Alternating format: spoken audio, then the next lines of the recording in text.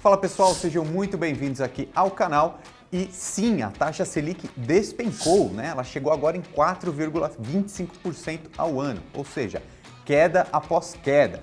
Mas pode ser que você ainda não saiba ou ninguém ainda tenha te contado, mas o Banco Central afirmou que essa foi a última baixa. Ou seja, a gente pode começar a deduzir que a Selic vai entrar numa rota de alta. Pode ser que ninguém tenha te falado isso, mas fica tranquilo que no vídeo aqui de hoje você vai entender tudo isso com muita clareza. E o primeiro ponto que é muito legal, que muita gente já entendeu, é o que significa essa queda da taxa Selic para os investidores, né? Então eu vejo no Instagram, no YouTube, um monte de gente explicando isso, né? Que basicamente é que para os investidores de renda fixa, a queda da Selic piora o desempenho, né, a rentabilidade. Para os investidores da renda variável, existe uma tendência de ganhar mais. Isso é uma coisa que todo mundo já entendeu. Mas o que é que está por trás disso, né? Quais são as perspectivas no futuro? O que você vai fazer com o seu dinheiro? Nesse vídeo aqui de hoje eu vou te falar exatamente o que vai acontecer com o Tesouro Direto, com os fundos imobiliários e com as ações, com esse cenário agora aí de 4,25% na Selic. E também vou mostrar o que eu vou fazer, qual que é a minha ideia aí de alocação, de diversificação dos investimentos nesse cenário novo, tá bom? Então fica comigo até o final do vídeo que você vai entender tudo isso. E eu também peço para você se inscrever aqui no canal, que isso é muito importante para mim, né? Que a sua inscrição me motiva, me incentiva a continuar fazendo esse trabalho aqui. Peço também para você compartilhar esse vídeo com os seus amigos, principalmente aqueles que estão precisando dar um passo a mais no mundo dos investimentos, né? A gente ainda tem muita gente, por exemplo, na poupança, que com essa novidade aqui da Selic baixa, vai render menos do que a inflação, ou seja, é como se fosse uma perda de ganho real, tá? Então não adianta, esquece a poupança que ela rende muito pouco, rende menos que a inflação e você estaria aí perdendo poder de compra, beleza? Então compartilhe esse vídeo com seus amigos que é muito importante. O primeiro ponto que eu quero trazer aqui no vídeo de hoje para vocês é que essa queda da taxa Selic para 4,25% não é segredo para ninguém, né? Isso o mercado já esperava. Aliás, quem acompanha a minha newsletter diária, que recebe por e-mail, que eu sempre deixo o link aqui na descrição, já está sabendo disso aí há aproximadamente 2 semanas, né? Por quê? O Banco Central ele emite um boletim que se chama Focus, né? Quando tem algumas informações importantes no Focus, a gente repassa ali para a nossa newsletter, tá? Então você pode se cadastrar também. Eu vou até mostrar na tela do meu computador que desde o dia 24 de janeiro, o Boletim Focus já previa que a taxa Selic chegaria em 4,25% em 2020. Mas o mais interessante que eu quero mostrar para vocês agora é que já existe uma perspectiva para os próximos anos também. Então você pode ver claramente que a partir de 2021, a taxa Selic pode chegar em 6,25%, ou seja, muito mais do que ela está agora. Então olha aí, uma alta na taxa Selic, né? A gente passou por um momento, esse ciclo de queda da taxa Selic, mas o Banco Central mesmo já avisou nesse boletim, nesse relatório que ele falou, nessa ata, né? Dizendo que está interrompido esse momento de baixa. Então a gente pode prever que nos próximos momentos vai começar a aumentar a Selic, provavelmente só em 2021, né? Por quê? A ideia do Banco Central com esse corte é aquecer a economia, né? É um estímulo, né? Ele até mesmo disse nessa ata que é uma ideia de estimular a economia. Então, assim, é meio como se não fosse a zona de conforto, assim, é um impulso a mais, né?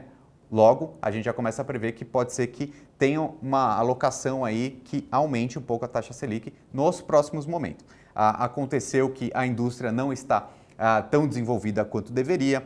Por outro lado, a inflação está totalmente sob controle. Isso trouxe essa possibilidade pontual da taxa Selic cair um pouquinho agora, para 4,25%. E como que isso daí interfere na prática nos seus investimentos? Então eu vou falar os 3 pontos agora. Primeiro Tesouro Direto, depois fundos imobiliários, depois as ações. Então no Tesouro Direto, né, o que acontece? Quando a taxa Selic ela cai, né, a marcação a mercado dos títulos do Tesouro Direto proporciona uma grande rentabilidade. Então quem investiu no Tesouro em 2018, em 2019, viu seu patrimônio crescer nesses investimentos aí em torno de 20% a 30%, que é muito alto, haja visto que o Tesouro Direto é o investimento mais seguro da nossa economia, né? Isso aconteceu por quê? Por causa dessa queda da taxa de juros. Se a gente for pegar lá para 2018, chegou a estar 10%, 12% ao ano, então isso aí caiu mais do que a metade, ok?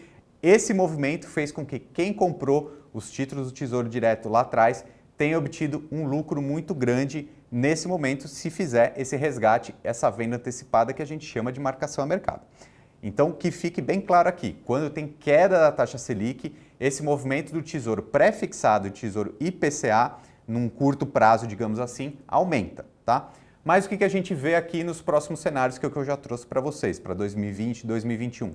Não é ter mais nenhuma queda, ok? Então, a gente já consegue ver que o Tesouro Direto aí, pensando no curto prazo, pensando na marcação a mercado, não vai ser interessante, tá? Eu trago até alguns números para você, que se você comprar um tesouro pré-fixado hoje, ele vai estar te pagando aí mais ou menos 6,4% pré-fixado.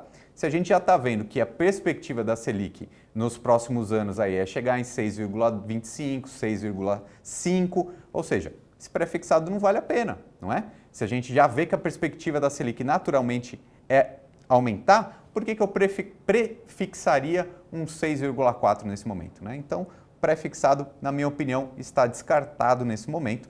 E se você pensa em longo prazo, aí ok, o IPCA é uma questão de segurança para vencer a inflação no longo prazo. E no curtíssimo prazo aí, o Tesouro Selic, ele continua sendo interessante apenas por causa da segurança e não da rentabilidade. Reserva de emergência e um caixa para oportunidades, tá bom? Então o cenário para o Tesouro Direto é esse. Agora para os fundos imobiliários, né? Quando a taxa Selic cai, a tendência dos fundos imobiliários é subir, né? Tem essa correlação. Então, claro que quando acontece essa queda da taxa Selic, já tem um movimento natural dos investidores buscarem a renda variável, né? Buscarem outras alternativas de investimentos.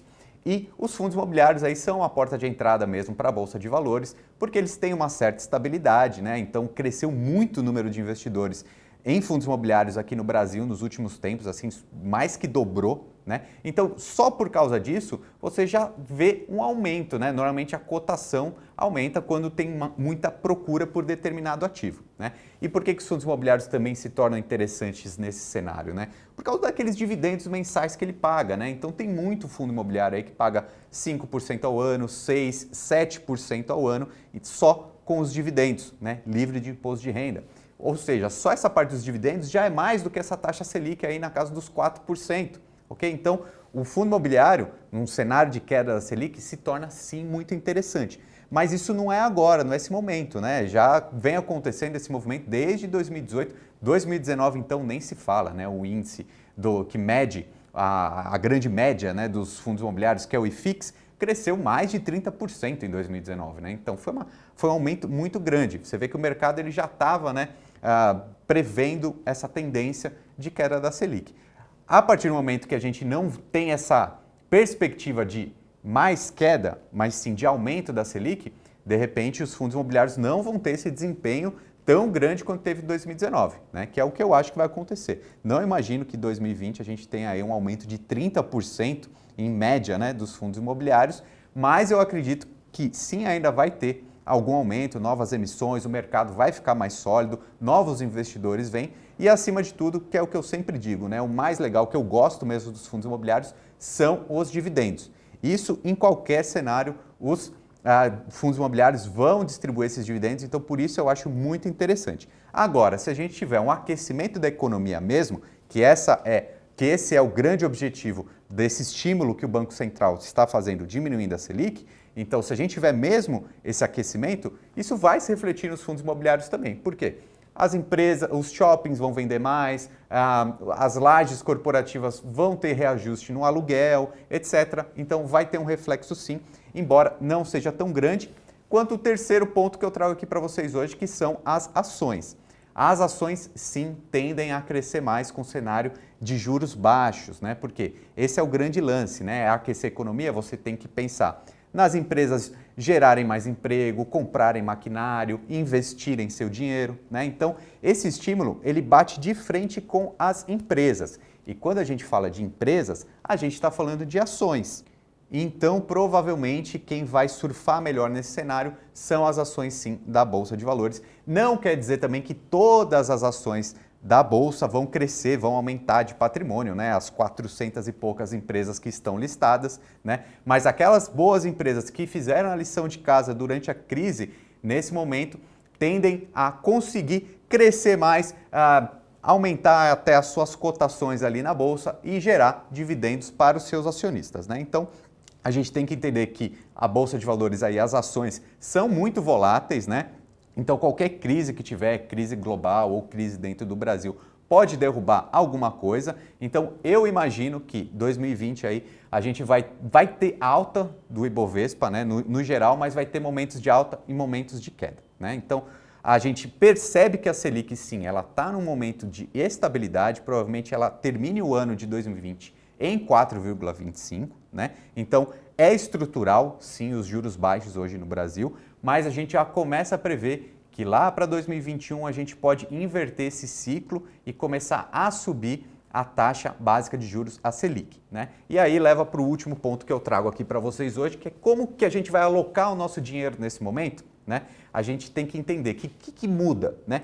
Muda você ler o mercado nesse momento e fazer ali os ajustes na sua carteira, ok? O que eu estou querendo dizer com isso? Naquele momento que a Selic estava 10% ao ano, 12% ao ano, ali eu costumava dizer que eu achava mais interessante de repente deixar 30% do seu dinheiro em renda variável e 70% na renda fixa, que era o que eu fazia, né?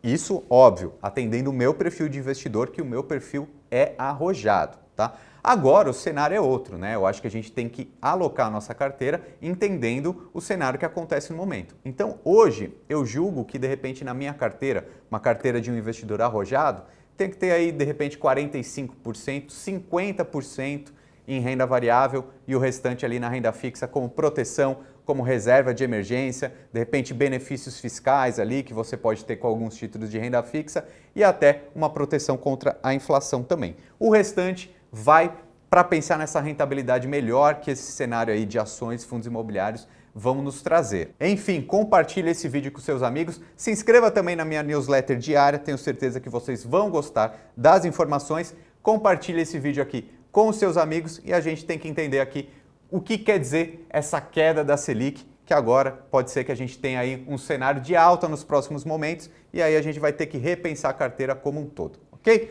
Um abraço a todos, meu nome é Ricardo Natalio e até mais.